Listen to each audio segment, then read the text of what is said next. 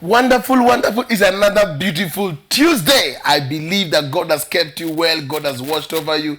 Every Tuesday we call it Terrific. Terrific Tuesday. Yes, every Tuesday we sit on this couch, me and my wife, me and my friend, and my partner in Christ, and my partner in Christ. In crime, to discuss this thing called marriage. We always believe that marriage is good. Marriage works. If only. Only you work it. And today we are here to help you. Work your very own. Karibu sana. Those who are watching us on Sawa TV, karibuni sana. 0727438728 is the number to send your text. Again, 0727438728 is the number to send your text and your comment. And I'm excited because my partner just looks like me and me like her.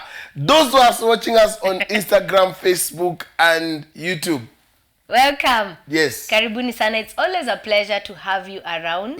And it's because of your beautiful selves that this thing called marriage is this thing called marriage. Yeah. So welcome. Karibu sana. And so you can get us on YouTube. Yeah, on Revbi and Revbi Akama, and also on Juliet Bernard Akama, and Sawa TV KE, and also on Sawa TV itself. Yes. Yeah. And also on every other platform you can. Please make sure you are part of this great work, and God bless you. Karibuni sana. I hope you're watching at home with your spouse, with your husband, your wife, a friend, and then you're ready to get blessed. Yes, karibuni sana. We are so excited. And today we're having a very, very wonderful topic. I say it again, very, very beautiful topic. This topic, I don't think we should do it only once because it has part 1 and part 2. But we'll start with part 1. Today we're discussing on this is an inappropriate friendship to a married person. This is inappropriate friendship to a married person. That is to mean there are some friendships that are inappropriate. Yes. Yes. So many a times we hear couples complain that I don't like your friendship. Yes. I don't like your relationship with so and so. So that triggered per se this topic in a way that what kind of friendship is that? Yes. What kind of relationship is that that is inappropriate? Yes. Like to break it down. Because many men, many women will protect that friendship and say, we are just friends. Yes. What is it? I'm married to you. I come home to you. But see, at the end of the day, that is not the satisfaction. Okay? There can be a friendship that is not good. Okay? There can be a relationship that is not good to that marriage. I have come to realize, and I stand to be corrected, I've come to realize that women, especially married women, have an issue with their husbands having an opposite sex as a friend. Most women don't take it. Yeah. Why? Me, I would say, personally, I would say that is an insecurity. And you know, insecurities are triggered. Okay. Probably there is a friendship that you thought was a good friendship, and it turned out to be what? To be bad. Okay. Between your husband and a former friend or something, or maybe a former relationship, all that. So insecurities for me are triggered. But also that your husband can't just have male friends. Male colleagues. Yes, they are women also. Yeah, they'll definitely be colleagues that are female, and they'll definitely be friends that are female. Now, today is when we are going to put a barrier to what kind of friendship is friendship. Me, I can be very honest. Me, I'm talking for myself. Me, my wife can't have a male friend. Ati can't have, so meaning even I don't have. Anafanya nini na wanaume? Ati at least a male friend. Munafanya? You are insecure. Yes. Hapa tushikangi. Whatever utakuwa bibi yangu. Acha. Mimi hakuna ati a male friend. What do you want to talk with my wife? My wife cannot have a male friend. I am the only male friend. Okay, pastors' wives, what do you do with 80% washirikas who are female and they all want to come and see Papa, not you? No, I don't have a that is ministry. Tuonge kuzu friends. You're going out with a friend. You're going to. Can you imagine? No. A church of 1,000, give it 80%. Okay, we're talking about 800. Yes. are women. Alafu your husband is there like a bean. No. You want to tell me your new ministry. That is the work of the Lord. How si friend wa shirika. We imagine friend as in rafiki. Sasa ungoje ndo unishike. Kwa how 800, you want to tell me all of them are genuine? No. I agree with you. They are not genuine. But you see, all these 800 are not friends. They are members. We are family. We live alone friendship. We are talking about friend. And now your wife has a male friend. They are there. There are those who have. It also depends, Men, talk to me. Would you be comfortable with your wife having a male friend? Yeah. No. It also depends, with wametoka mbali kiasi gani. Mbali wapi? Kuna wengine walizaliwa friends. Like male. Walikuwa majirani when they were growing up, they were schoolmates when they were growing up. So even before you came into the life of this woman, she was friends with that man. No. Me, I'm starting by this. Yeah. Your wife should not have male friends. Yes. No. Okay, what about husband? Wewe useme usikue passion lapa. Even husbands, if it is wives, even husbands. Do what? Should not have female friends. What? Female, what is kwani wamama pekee ndio hatujiwezi? Wamama ni wanyonge. Hakuna unyonge. Women are always weak. Kuna watu wanyonge kama wanaume wenye ushikika na wao mabeste za mabibi zao. Women are always weak. Hakuna. Bible calls them weaker vessels. No. If there is anyone to be trusted between a woman and a man, is a man. Is a woman. You see? How many men have slept with their own sister-in-laws? No. Those are that's a relationship. I'm talking about friends. Rafiki. As in, no, let's go to the point number one. Me, we are starting with that. Me, I cannot allow my wife to have a male friend. Me too. I will start not allowing you to have female friends. What are you doing? I don't even have one. Okay. So if at all it applies to me now as a rule, even that application applies to Let's be honest here. Men, please, I'm waiting for your text. Niongeleshe tu. Will you be comfortable with your wife having a male friend? And most of the time that male friend is having marital issues. Then bibi yako is the comfort. Na bwana yako ndio comfort. All right. So what that was just by the way. Yeah. So don't try to make my wife your friend. It will not happen. So there are what we call inappropriate friendships. Yes. To a married person. Whether a man or a woman. So one of them is when there's an emotional reliance or attachment. Yeah. Emotional what? Reliance, attachment, dependency. Or dependency. You find that as explain. Let's start from there. You see, like when you have not seen her, you call her. Or when she has not seen you, she calls you, and you're just friends. Okay, I missed you. I just was looking for you. Today you didn't come to the office. Emotional. Okay? This is what I'm going through. Yani, you have now crossed the boundary of workmates. You're now friends with an additional package of downpouring emotions. Huyu akiwa na mashida kwa marriage anakuambia, huyu akiwa na mashida kwa marriage mnashare, huyu akiwa na mashida za do mnashare hivyo.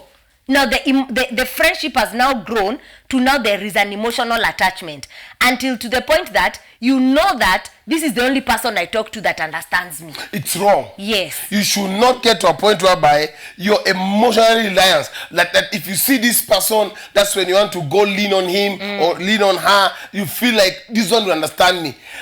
When it gets to that, it's inappropriate. Kabisa. You should not have an emotional attachment. You know, you should never. And most women use that as a bait. For what? To get people's husbands. Thank you. Husbands are the culprit. No, women use that as bait. Yes, emotional. You talk to your husband. Leave people's husbands alone. Don't get attached to a married man. Yeah. Yes, women, stay on your lane. And that is where now we call emotional cheating comes from. Because now it started off as a friendship. Maybe colleagues even.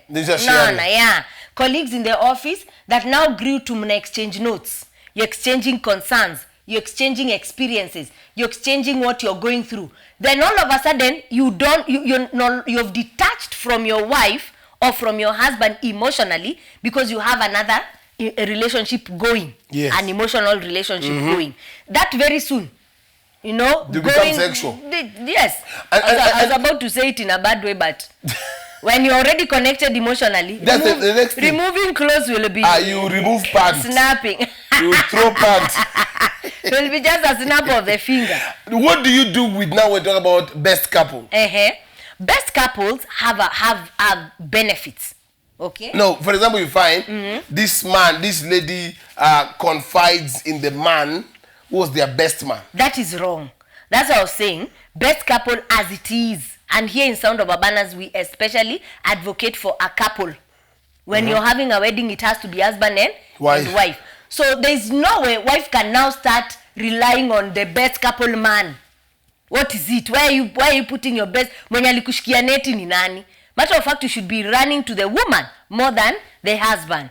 So if there is a challenge in marriage and there is a best couple, they come as a best couple, not as best singular. Okay? It shouldn't be like so. Okay. Yeah. I agree. Absolutely. Now, number 2 thing that is very, very important. Number 1 is you should not have any emotional attachment. Dependency. Dependency. You feel emotionally you reliant. You're reliant. You know, you have this connection with this my boss. Yeah. You're so connected. You're emotionally attached. You know, even it's like our spirits connect. Where? Number 2. When I know when he's not okay. Yeah, when he comes to office, just today I just felt that my boss is not okay. Victor was I just felt that Victor was going to, and when I asked him my problem, he told me, Kambali. Kibok.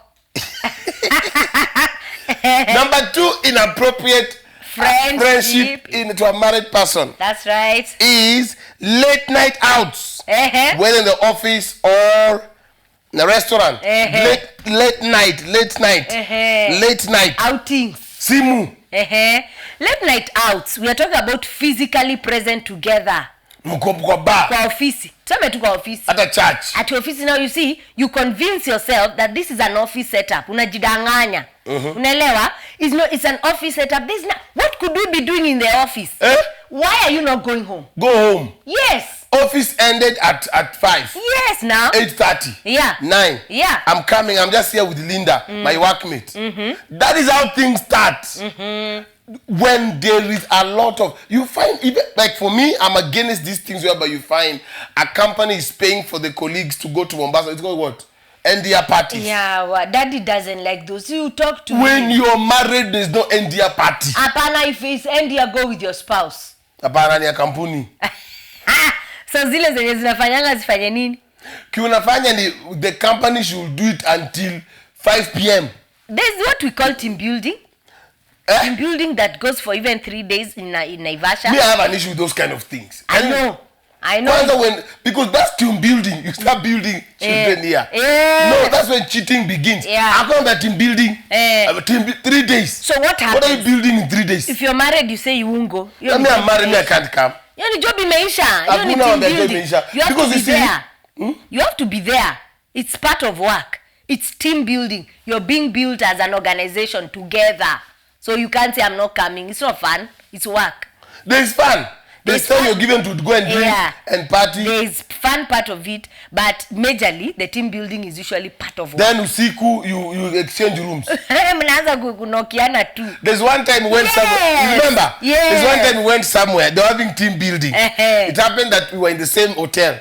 We saw a woman crisscross at 2. She was crisscrossing to a man's room. They were doing team building. So they crossed to the other room to team build. Imagine what kind of team building is that? And we were so shocked. Those ones of guy. These things, kumbe, they are true. Imagine. The reality. Team building for 3 days. Office trips. No. That is whereby if someone was admiring you, even as a Christian woman, you may be falling into a trap. Definitely. Yes. For me, achane maneno. Ama you're going out for this other thing they call India party. India party at least is just a day. Sometimes it goes until midnight, 1. And there's this lady called Florence who has been eyeing your husband. So today I'm with your husband. You can even drag your husband. Yeah, I'm telling you. Ache maneno, kakwako. may have principles. Do you know what? Yeah. Even your bosses will respect your principles. I don't stay out late. Yeah. Me, I don't stay. Or even if you have to go, talk to your spouse, come pick me at this time. If you can 9, come for me. Because of what? There are those who do that. Yeah. There are those who do that, but there are those now who take advantage. Yes. Then you find you're all over dancing, and the dances are not mugithi. No. You're dancing some very serious, what do you call it? Very funny. Zilizopendo. Zilizopendo late night out. Yeah. It's a sign that this friendship is not going well. Either in the office or somewhere secluded, restaurants, hotels, somewhere not nice that you're going now. She was just not feeling okay, so I had just to be there for her, and we were in the office. She was just venting. Number 3. It's wrong. Number 3 is what we call flirting. When there's an evidence of matter of fact, there's not an evidence, flirting. When you start now flirting with a woman or a man, it's inappropriate. Yeah. Wow, today you came, you are looking hot. Wow, I wish I touched you. Those are inappropriate. Yes. And mostly those are with men. Right? Yes. What do you mean? I mean that flirting is wrong, absolutely. When you start flirting with someone, it means you've started seeing them beyond the good. Okay? You've started seeing something beyond. And the only person that you should flirt with is your wife. Your husband is the only person that you should flirt with. So when a friendship has gone to the extent of flirting, this one again also happens a lot in the office setup. Okay? That friendship is no longer a friendship. Yes. Yeah? Something is cooking. Yes, something is cooking, and either without your knowledge or with your knowledge, you're about to enter into trouble with that person that you're flirting with. It's not bad to appreciate. Because see, there's a thin line between appreciation and flirting. But even you know when now this one has begun to be flirting, in the manner that it is coming out, you don't want your wife to know. And you don't want your husband to see. And there are people, when it comes to flirting, is there a flirting joke? Yes, they are there, but they are wrong. They shouldn't be there. Flirting jokes. Yeah. That I wish I was the one today having with you, sleeping with you tonight. Yes. Those are bad. That's not even a joke. That is too deep. Yeah, people do it. Yes, they do. And you see, there are people who will be on phone flirting. Yeah. And the person you're flirting with is a married man. Yeah. Is a married woman. You people are cheating on your spouses. Yeah, it's becoming emotional cheating, which is wrong. Very wrong. Yeah. It should not be there. And most of the time, this thing happens, but I wouldn't say it for men only. It happens, it cuts across. Kabisa. And you see nowadays, I've come to realize many women are very intentional. Some women are very intentional. Yeah. They know this is my boss, this is my MD, this is my supervisor. Let me try and see if this man can, lighten up on me. Yeah. You see? So I say, hey, today I like the way you handled the meeting. I can see you're so wise. Wow. What a privilege to be married to a wise man like you. And you who is innocent says thank you. Thank you. So he goes to the next thing. The next thing. I loved your suit. Where did you buy it from? I'd like to buy for your birthday. So it starts small. Then now it gets intense. And why he's saying that it is a snare mostly that women have, and they become intentional on it, because men are people who like their ego being pampered. So where they are being clapped at, they go there.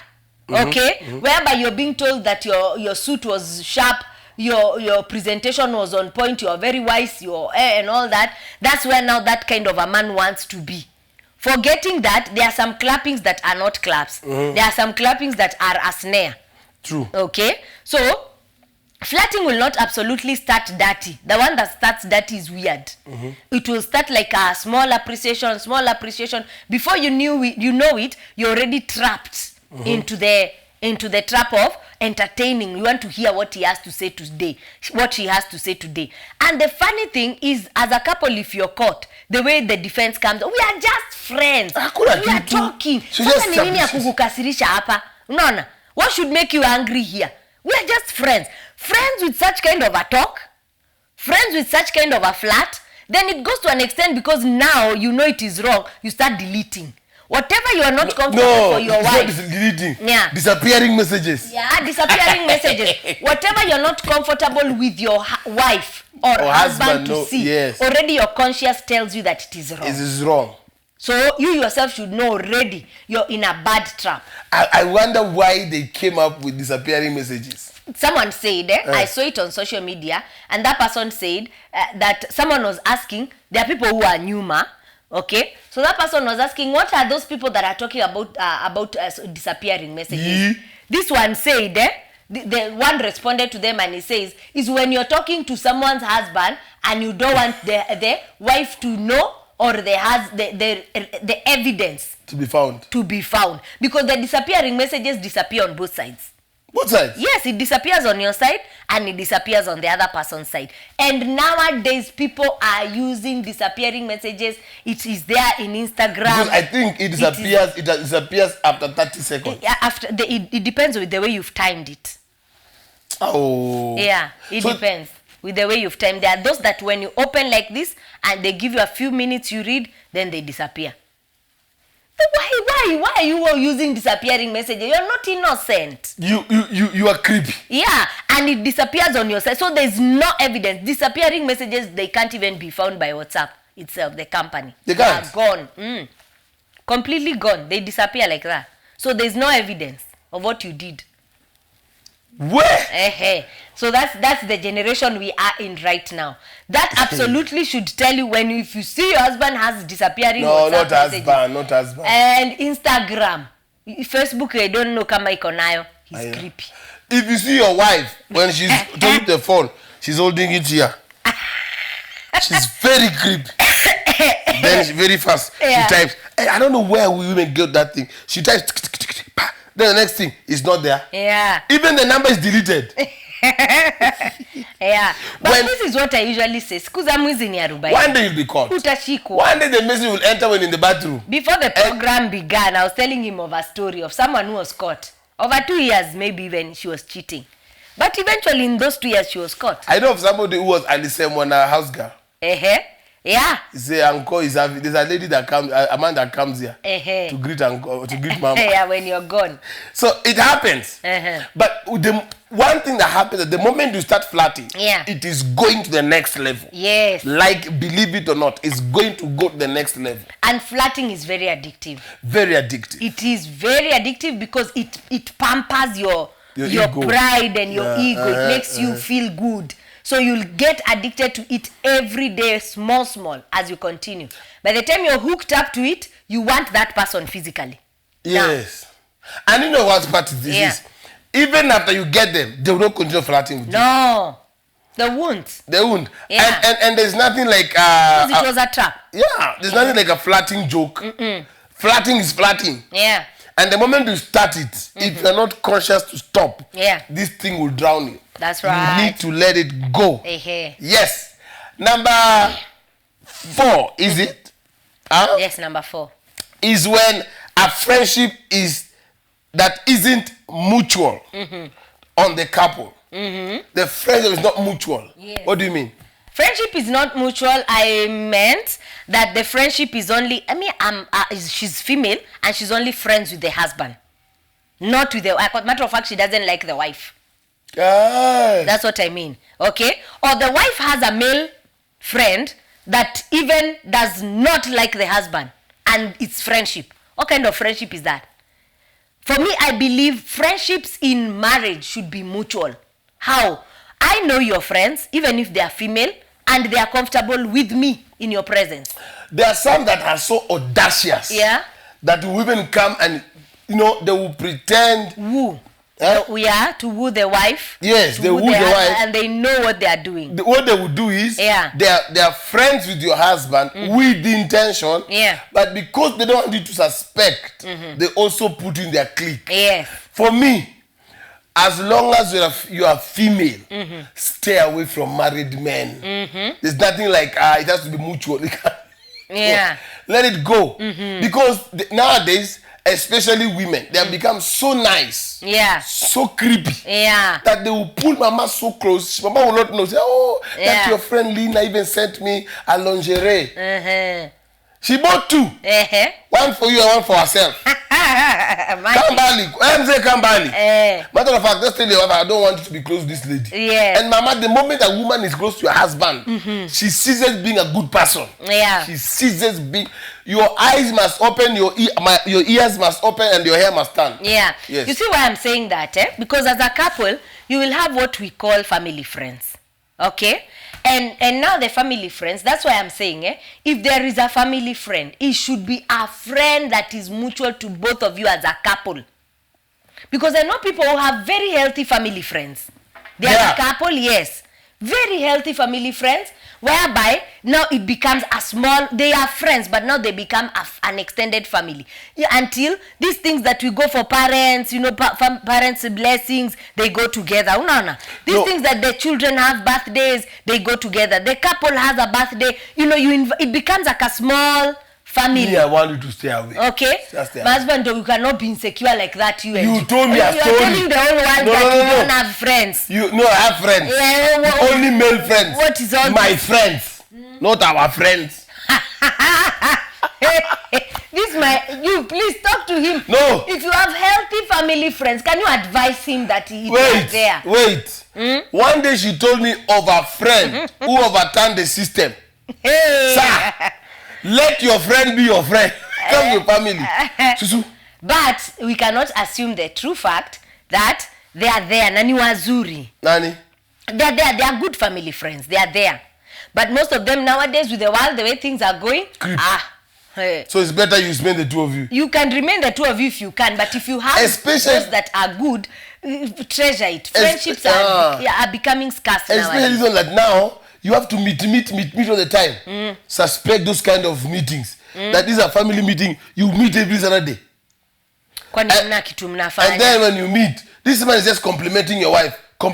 Say, Mama, the food was nice. The reception was good. And Mother, I like your dress. Stay far from people's wives. Compliment once. Don't compliment. It should not, because that's how it starts. Yeah. For me, if at all you have to have a friendship, anyone that is uncomfortable with the presence of your husband, suspect. Anyone that is uncomfortable with the presence of your wife and is of the opposite sex, suspect. Why is it that they don't like your wife now and they like you? You are one. If they don't like your wife, then they shouldn't like you also. Defend that woman, and that is how that one you should know they are creepy. If the friendships, they should be mutual. Yes. Yeah. All right, we are going for a short break, but this is the point. Please, if you have not subscribed to this YouTube channel, make sure you do so. Juliet Bernard Akama. Rev B Akama. Soa TV KE. Soa TV KE.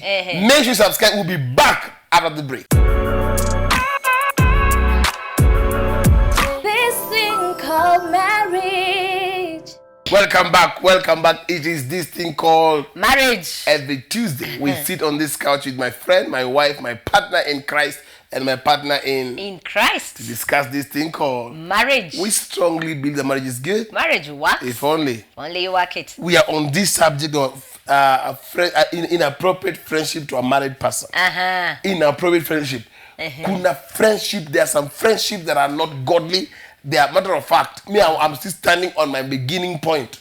Men, your wife should not have a male friend. Yes. Yeah. You're the only male friend. Yes. Oh my God. Yes. And women, your husband should not have female friends. Only you are like one bean in Gideri. All right. Point number 5. Yes. Point number 5, inappropriate friendship to a married person. So number 5 is hidden friendship. You have a lady who is your friend, and you don't want your wife to know. What are you hiding? You have a friend who is a man, and don't want your husband to know. You're creepy and there's something going on. That is inappropriate friendship. What are you hiding? Though normally women are insecure. Yeah. Normally women are insecure beings. Don't start with fingers here. No, it's the truth. Don't start Tell your wife that I have so and so as a friend. Lini, iliendaje? Yeah, you will answer questions. How did you get there? But if it is genuine. Friend, how? How will you know it's genuine? No, you see, this is what I'm saying. It depends with yourself as a woman. Okay? I gave an example. I said, you came in the life of this man, you found him with a life. Okay? He had friends, female friends. He had those that are childhood friends that they've grown up with. Now that you've come as a wife in the life of this man, it should not make the other relationships, all of them, he had been wiped out. It is correct. And, Skiza, that's wrong. For me, if you're secure enough as a woman and you know he had the opportunity to marry this friend before you, then now you should know that you're the one present. So it all depends with the security of a person. Na vile unajielewa. Because me, I can't come, I'd feel very bad if by my presence, by my insecurities, I break a long-time friendship that you had, a childhood friendship with a certain lady who may even at some point you look at as a little sister. Sister. Me, I do that. Kwani mtaanza kuanyasa hii that umoo. Hapo itabaki, you are married and your husband confides in her. You know, this is what I believe. As a friendship, it can start as a friendship, yes. But the moment you get married, you can now, things can change.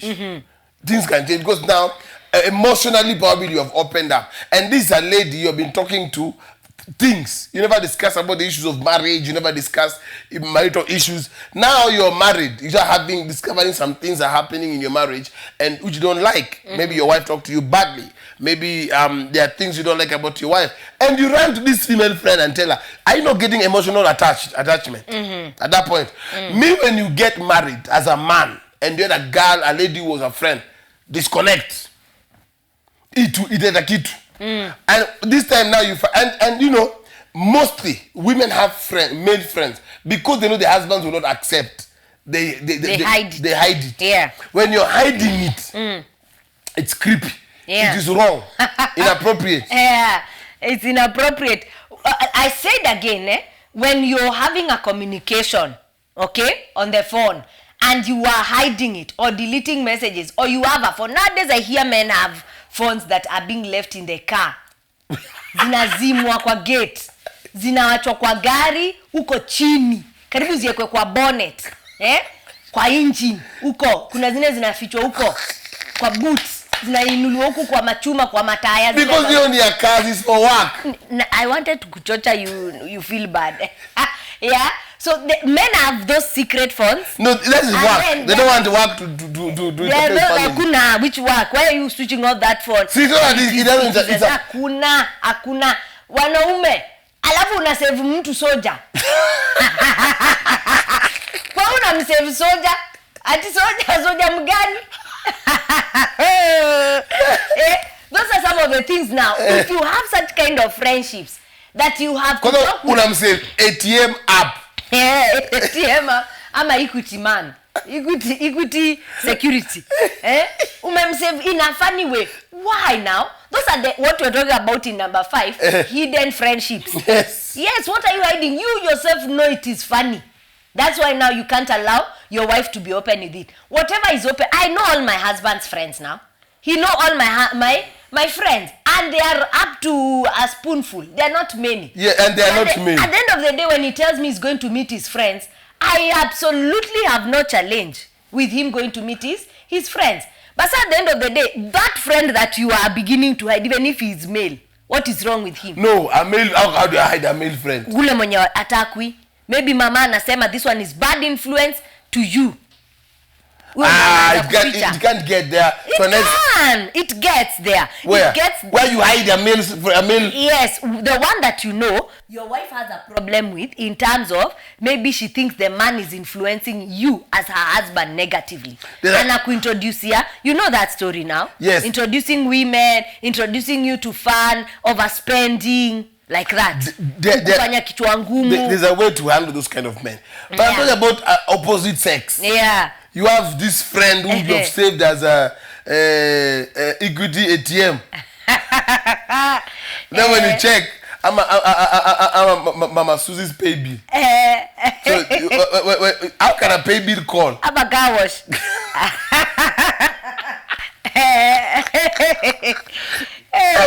Car wash man. I'm a carpet cleaner. Carpet cleaner. Everything squeezy. Na zingine zinawekwa huko kwa boot. Zile zinazimwa kabambe hivi, kind of a nice smartphone that you know I've entered the house let's talk tomorrow. Kanazimwa, kanawekwa kwa boot, kanawekwa chini ya kiti, kanawekwa kwa laptop bag, where you know mama can never suspect. So on the phone that is in the house, hata inaekelewa kwa meza because it's clean. It has no evidence. That is what men are doing nowadays. Hidden friendships. Hidden friendships. Sir, I give you, if there's nothing to hide, madam, put your phone there and remove the password. What about the phone? One day I saw somebody came to see me or showing me something. And the phone, the pattern, even if how smart you are, it goes like this, like this, like this, like this, like this. It's like it's cutting meat. Sha. You can't even catch what the password is. Yeah. And then when you finish, they take their eye and then they do like this. Hey, gonna double password. The person only knows the eye. And then the WhatsApp has its own password. Facebook its own password. Yes. Imagine. Ay, that's too much. And even there are some people, there are some people who have gone to another level. They have blocked their wives or friends on Facebook and on Instagram. So your husband cannot see what you're doing. So when you go to their Facebook, this group is private. Yeah. Hey. So when you have a hidden friendship, yes, you have a friend, a female friend or a male friend, they don't want their husband to know. That is a bad friendship. Yes. Inappropriate. Number 6. Yeah. Number 6 is increased social media interactions. Akika tu picture, you like. Akika tu picture, wow. Akika picture, umeninia, wewe ndio wa kwanza kushanga. Why have you not posted today? What? Yeah. There are people you find you're always on the page of this lady. Facebook, unamfuata Instagram, everything you like. That is to show that thing is becoming inappropriate. You should not get there. Yeah. Let it go. Yeah, and as a couple, let me just ask, if you don't like the photos of your wife, why are you liking the photos of another female? No, that's what I can tell men. Okay, if your wife posts something, you can't even comment and say happy birthday. Ni kama hata umjui. And then you're busy wishing everyone on Facebook happy birthday. No, there are women who put very funny photos. Hakuna mpeleke studio apigwe picha mzuri kama za hao wenye una like. Ana picha nyingine hapo akona ile nini? Ndio nasema. Ile no. Suliona amevaa nini? Kenya amevaa na ikukufurahisha last birthday. The way you are liking another woman, make her to that. There are women who can't even be told anything. You tell them change. Nipenda hivyo. Kama nipenda hivyo. There are women who you'll find they have worn that kind of long sweater. Ile mashosho. Alafu chini amefunga leso. And the leso is written ngo. Mpenzi zile zenye wameandikwa za coast. Divorce sitaki, divorce haikupi. So you find what is happening is, the thing is this.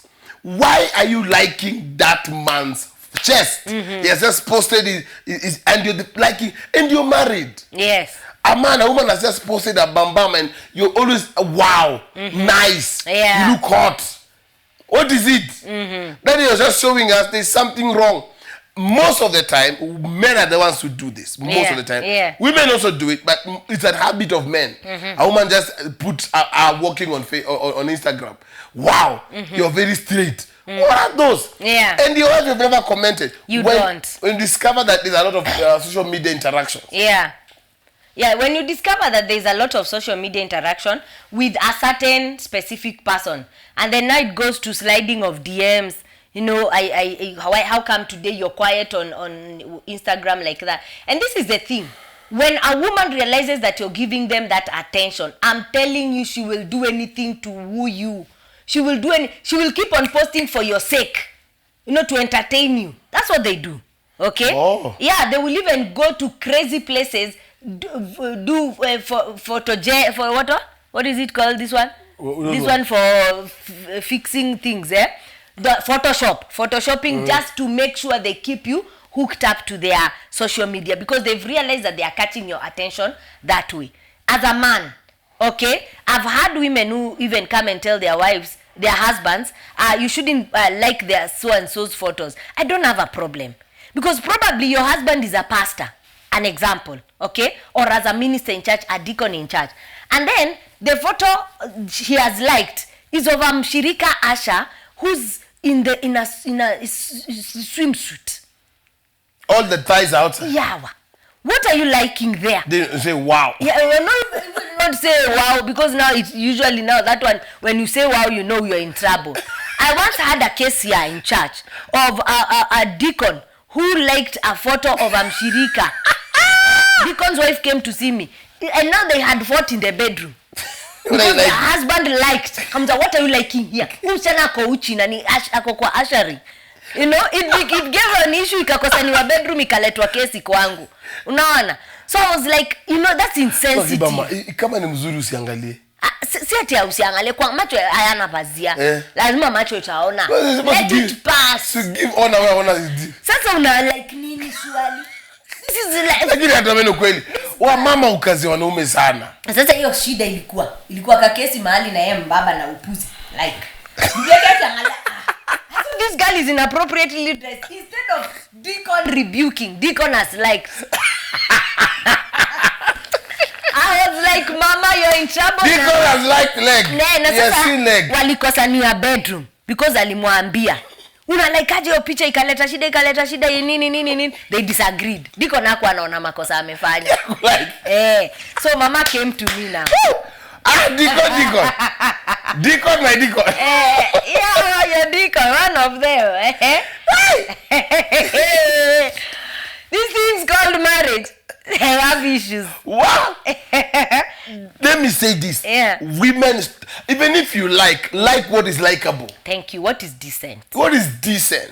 How can a man, like for me, this is what I would say. Nowadays, you find women like Alejandro a lot. These movies are killing marriages. You find your wife is glued to Alejandro like this. Kifua. Another time, husband has stomach. Doesn't have chest. He has stomach. I was trying. You want to watch news? Where can Netflix remove that thing in your house? No competition. You find when there is a lot of social media interactions, you're always following. For me, I believe when you start doing that, you lose some respect. Yes. It just shows you're careless. Yeah. Just careless. And women will notice that. They do. They will notice that. They will okay, so you like when I put my thighs. Yes. Okay, I will increase them. Yeah. Then they grow. They will pump some hair there. I'm telling you. And after some time, they will start following you back. Yeah. Sometime, wow. Inbox. The next thing. Let's meet for coffee. Yes. I would like to see you in person. Yeah. It has gone to it escalated. I'm telling you. So when it is interacting with someone on WhatsApp, on Instagram, on it's a lot. Then you need to stop. Yeah. You need to stop because where it's heading is not heading in a good place. No. Number 7. Sex talks and discussions. Yes. You talk about sex. You should not talk about sex to somebody who's not your wife. This one happens especially in the office setups. By the way, it's true. Unajua kuna vile mmezoea. Kwanza mapolisi. Police are creepy. Yes. Why are you pointing fingers? I was one day somebody hit me. We went to police station, and the woman is 2 women are seated there, and the guy was writing for me the abstract was so vulgar with the woman, and the woman was responding. Imagine. Really? You were shocked. I was like, really? And he said, what? It's not in an office. No, at the whatever. Reception, front office.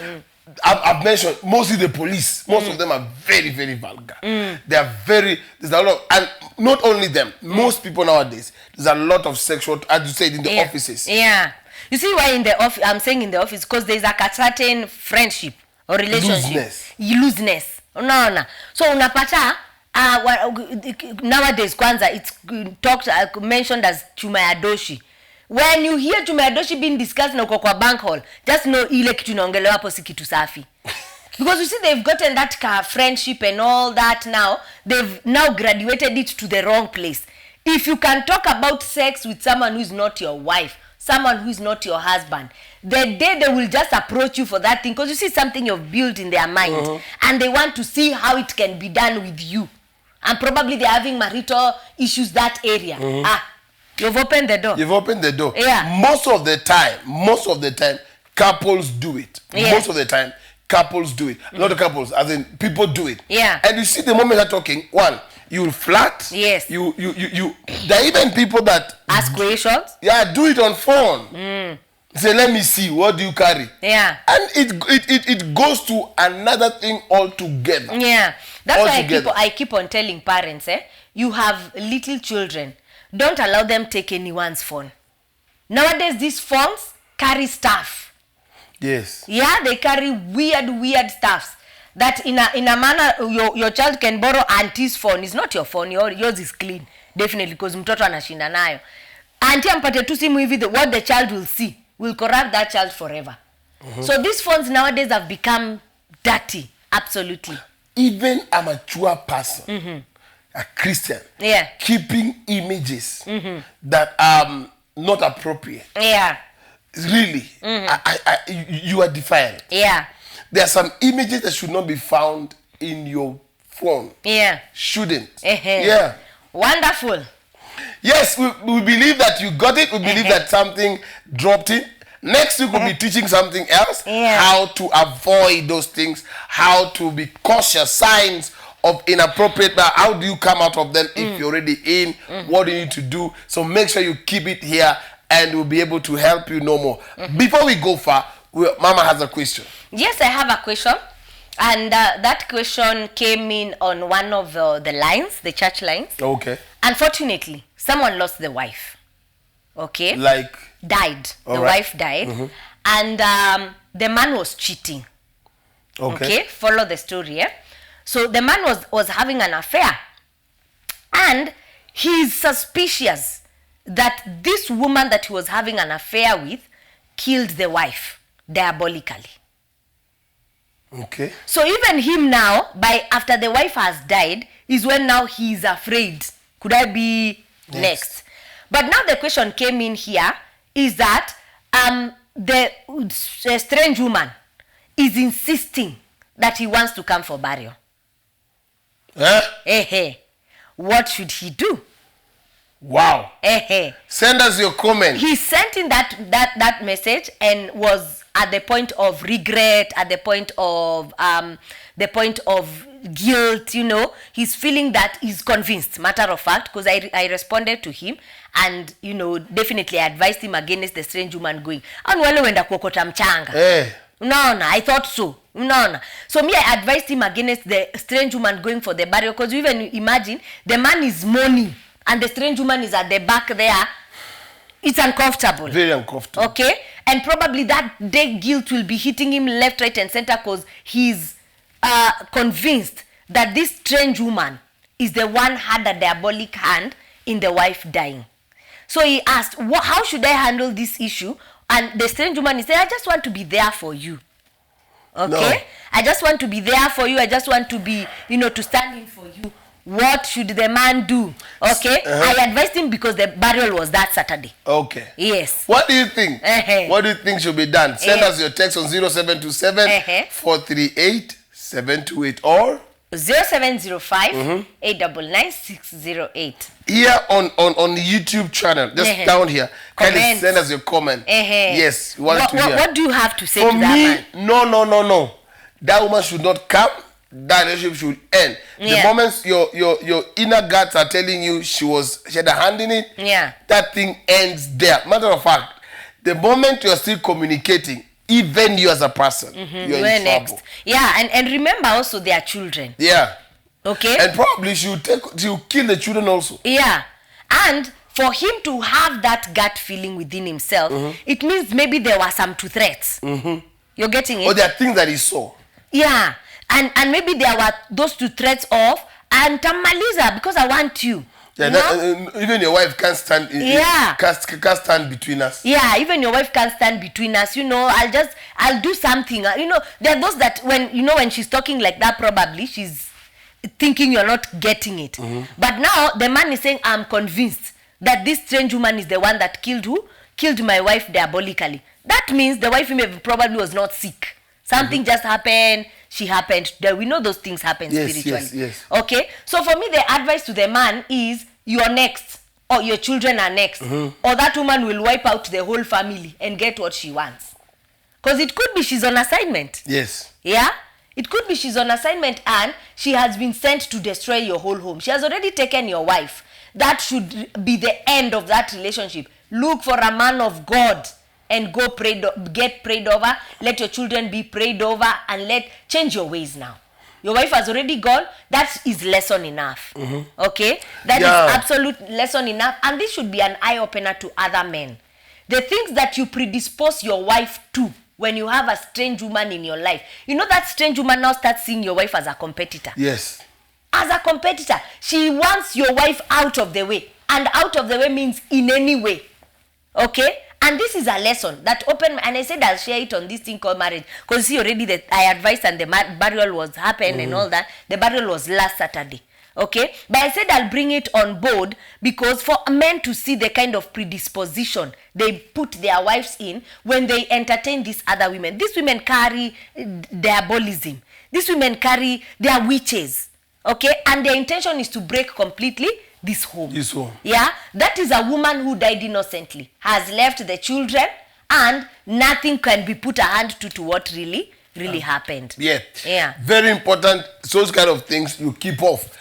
And when you do that, definitely you'll be safe. This is the truth. I want to give these to men. Leave the issue of cheating. Just let it go. What you're looking for, your wife can give it to you. Yeah. Just let it go. And then you find that you don't have to go through all this drama. We hope you've been blessed. And before we close the program tonight, we want to tell you we are having our PhD night. That's right. It's going to be a night of fire, night of grace. It's going to be a night where we're going to break the snare. In a few, we bring you a clip of it. But we want to invite everybody from everywhere. You feel that your family is bound. People in your family are bound. You're facing some things and you feel there's a bondage. We're going to have a wonderful time of prayer, a time of prophecy, deliverance. God is really going to move in this kesha. It will be on when? On 28th? On 28th of October. Of this month of October. Yes. Karibu sana. Welcome. I usually tell people that kesha is the appropriate time for everything that we rush to do on Sunday, on Wednesday when we are looking at our watches. Yes. That night we'll have prophetic, we'll have healing, we'll have deliverance, and it will be all the way from 9 till 5 a.m. Imagine. You can't miss it. That sleep that wants you to sleep and doesn't want you to break that snare is itakukosea sana. So make sure you're here on the 28th of October at the Lord City from 9 p.m. for the PhD night. Make sure you don't miss. Please come. Yeah. We can't wait to have you here at the Lord City. We can't help to have. We can't miss. You can't miss. We'll be so grateful. We'll be so happy to see you. Every Tuesday we are excited to come your way. And you have forgotten. Where? Marriage banquet. Yes. Before we say adios, on the 26th of November, we are having marriage banquet. Yeah. My wife and I will be celebrating our how many years? 16th year anniversary. Imagine. Okay, hiyo siku nitakuwa na kesi na mambo ya dates. It is well. Acha. So unaniulizaje on which year? So we'll be having marriage banquet. Now this banquet is how it's going to be. The husband that was calling the wife to ask, mtoto wako miaka ngapi? Ako shule ako banka analipa school fees. What we do, right? And another day kuna mwingine alikuwa hospitali mtu ni mgonjwa mzona miaka ngapi? Mama wangu miaka ngapi? Imagine. Don't worry. That's how men are. So we are having a marriage banquet. It's going to be a very special Saturday where we'll be having all the married couples. You want to come. You want to talk to you, pray with you, want to have a fellowship with you on a Saturday. It's going to be a marriage banquet. Please come. We'll tell you more details, what is going to happen. Are there charges? Yes. Is there a dress code? Yes. So it's going to be us and you. And it will be a meet and greet. Yes. For all the people that love this thing called marriage and watch us on SOA TV and all our social media handles. Yeah. And admire this couple. And you say, I would like to... have them meet there. They just pray for us. Yeah. Let's tell you this today. what we do here is not a scam. No. It is not prearranged. No. We are living a good marriage life. Yeah. So we like also you to have one. It's and not this is chasing clout. No. And this is a thing. We want you also to have a good marriage. Yes. So we want you to come.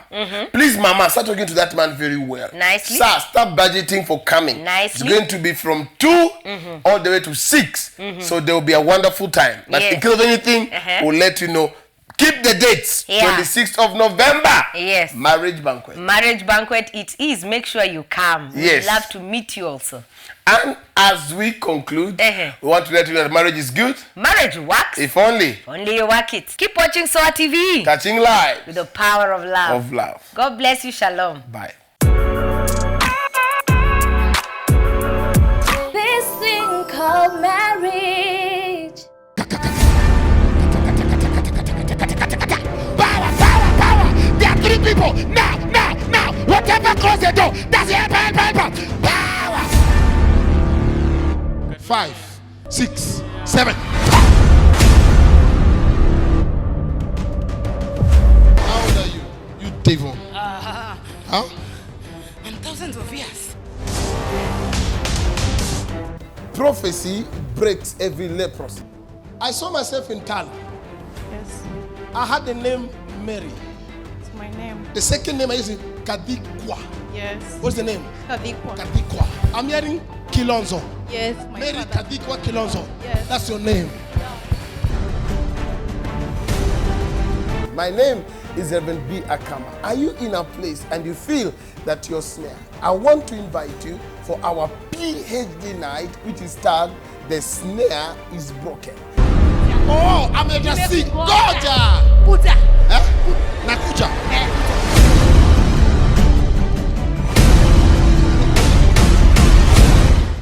It's going to be a night whereby those people who are in a place they want to break forth. People are saying, I have been in bondage. I have been limited, maritally, financially, in every sphere of my life. You're trusting God to break forth. I want to decree to you that this PhD on the 28th of this month of October, it's an all-night kesha where we'll be breaking the snares. It will be a time of intense prayer. Shata kuta kata.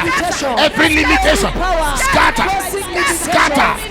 Kapatalate. It will be a time of deep word of God. Every battle plan organized against you, any evil programming in the realm of the spirit, against your life, your finances, against your family and your health, it is terminated. And then we'll be entering into the chapters of your life. We'll be perusing the pages of your life through the mystery of the prophetic. I am seeing myself somewhere, and I'm seeing there's a house here. Kuna mchanga hivi, hapo na gate. Yes, sir. Yes. Ukiingia kwa hiyo gate hivi, on the left, on the right, on the left, Yes, sir. there's like a stone people used to sit on. There was a stone, Stone. mawe, Yes, sir. Yes, sir. on the left. Yes, sir. This stone, after that stone, I'm seeing something like crops. Then I'm seeing a fence. Yes, sir. Is that how the village is? Yes, sir. And by the power of God, the power that breaks the yoke, will be breaking every snare. It is PhD night. The snare is broken. Here at the Lord City Sound of Abundance Church, where Jesus lives. I'm telling you, it will start exactly at 9 p.m. in the night. Please do me a favor. Don't come alone. Carry your sister, carry your mom, carry your brother, carry a friend. Anyone that you feel and you've had, they're in bondage and they want the snares to be broken, they must be in this night. See you then. God bless you. When I see your face, I'll prophesy and life shall be better for you. I remove every spirit that brings battle. You will not start things and they die.